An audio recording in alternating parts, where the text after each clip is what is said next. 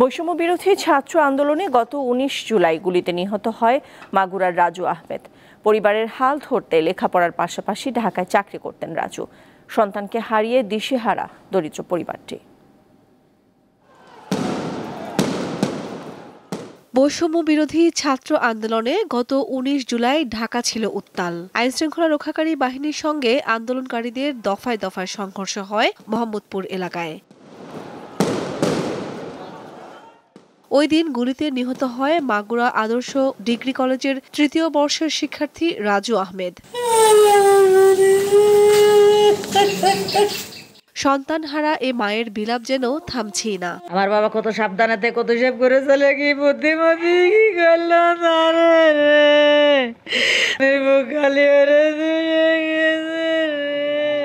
আমার মনে জীবনের মতো দিল।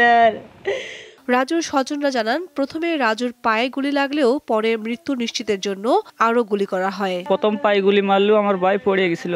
যদি ওই রকম থাকতো তাও আমার ভাই বেঁচে থাকতো আমাদের মাঝে।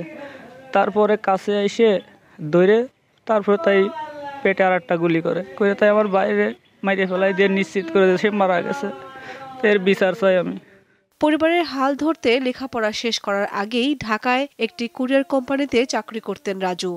আর ওরা যেভাবে হত্যা করা হয়েছে, যেভাবে মারা হয়েছে, আমরা এর অবশ্যই পরিবার থেকে সুষ্ঠু তদন্ত করে এর অবশ্যই শাস্তিমূলক দাবি করে আমরা পরিবার থেকে। রাজু হত্যার বিচার চান সন্তান হারিয়ে দিশেহারা মা ও স্বজনেরা। আমার মনিরে আমার সুস্থ বিচার করো রে। দীপ্ত,